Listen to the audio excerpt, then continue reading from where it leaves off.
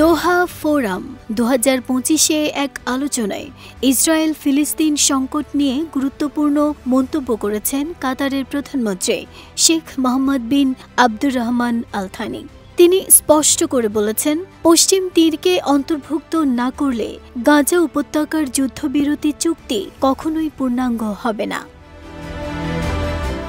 দোহায় এক আলোচনায় তিনি জানান, আঞ্চলিক স্থিতিশীলতাকে কাতার তার জাতীয় নিরাপত্তার অবিচ্ছেদ্য অংশ হিসেবে দেখে, আর সেজন্যই সামরিক শক্তি নয়, কূটনীতি, বিনিয়োগ ও কৌশলগত অংশীদারিত্বের মাধ্যমে প্রভাব বিস্তারের পথেই গাজায় শান্তি ফেরাতে চায় দেশটি। এলএমই সার্টিফাইড বিশ্বসেরা কপারে তৈরি ওয়ালস এন্ড কেবলস, যা আপনার স্থাপনাকে রাখবে সব সময় নিরাপদ।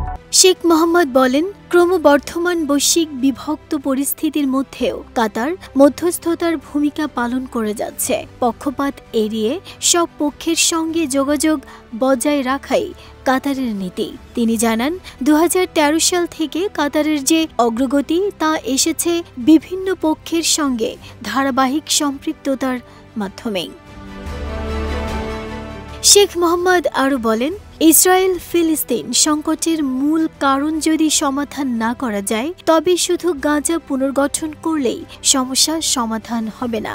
পশ্চিম তীরের পরিস্থিতি ও ফিলিস্তিনিদের জাতীয় আকাঙ্ক্ষাকেও সমান গুরুত্ব দিয়ে বিবেচনা করতে হবে। তিনি জানান, গাজায় যুদ্ধবন্ধ এখন অত্যন্ত গুরুত্বপূর্ণ মোড়ের মধ্যে আছে। মধ্যস্থতাকারীরা যুদ্ধবন্ধের দ্বিতীয় ধাপ বাস্তবায়নে একসঙ্গে কাজ করছে, যা আরেকটি অন্তর্বর্তী ধাপ হিসেবে বিবেচিত।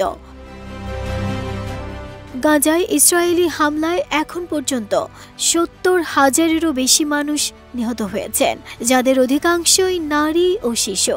আহত হয়েছে প্রায় 1,71,000। যদিও মধ্যস্থতায় গত 10 অক্টোবর থেকে যুদ্ধবিরতি কার্যকর হওয়ার কথা, তবুও চুক্তি উপেক্ষা করে গাজায় এখনও হামলা চালিয়ে যাচ্ছে ইসরায়েল।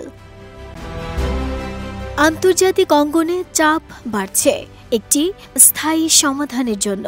বিশেষজ্ঞদের মতে, পশ্চিম তীর ও গাজার রাজনৈতিক সমাধান একসঙ্গে বিবেচনা করলেই কেবল দীর্ঘমেয়াদী শান্তির পথ উন্মুক্ত হতে পারে।